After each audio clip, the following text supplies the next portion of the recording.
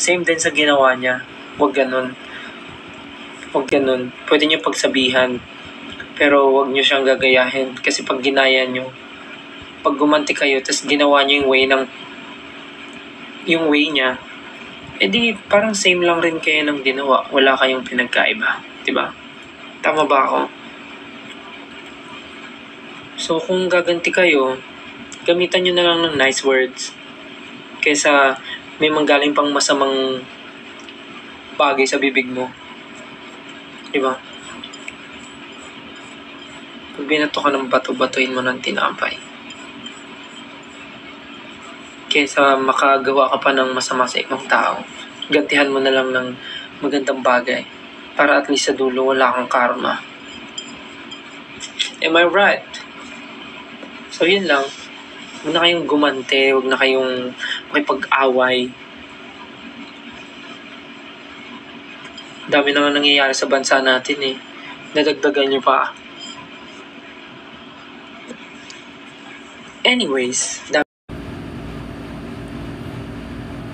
huwag kang papatol sa mga bagay na feeling mo naman hindi deserve ng oras mo.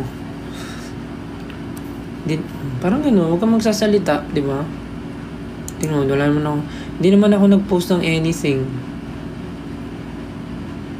Huwag na lang bigyan ng time. Basta ako busy ako nung time na yun. Kikwento ko sa inyo bakit ako busy bukas. Basta ganun. Pero ano rin paalala lang rin na pag may mga ganun, kung papatol lang rin naman kayo, huwag niyong papatulan. Huwag niyo yung patol niyo, huwag din kayo gaganti katulad ng way ng pag-attack niya. Nagagalit kayo kasi ina-attack tayo, pero yung way ng attack niyo, same din sa ginawa niya. Huwag ganun.